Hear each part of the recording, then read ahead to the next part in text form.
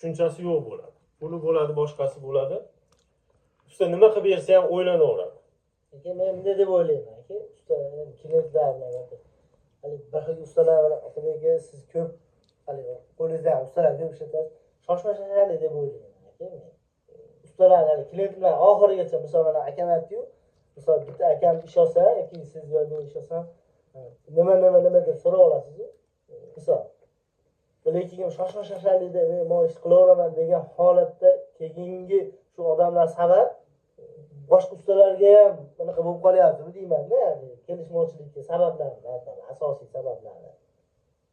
Shoshma shasharli desangiz, o'zi ham ish cho'zilyapti-ku. Yo'q, shoshali ishni olishdagi deyapman. Masalan, klient bilan kelishmovchilikning asosiy sababi mana akam aytgandek, shu holatda chizmachilik yo'qligi yoki shunaqa sabablar ko'rsatyapmiz-ku. Misol ustani shoshilish bitta ishni bo'ldi, men qilaveraman, mana uni men qilaveraman, uni men qilaveraman.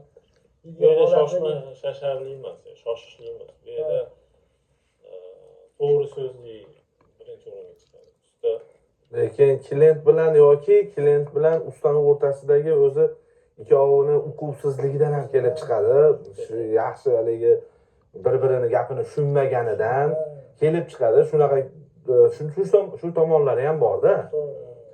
Shu tomonlari ham bor. Boshidagi o'sha kelishuvda uquvsizlikka, ozgina e'tiborsizlikka yo'l qo'yiladi, shundan kelib chiqadi o'zi aslida. hozirda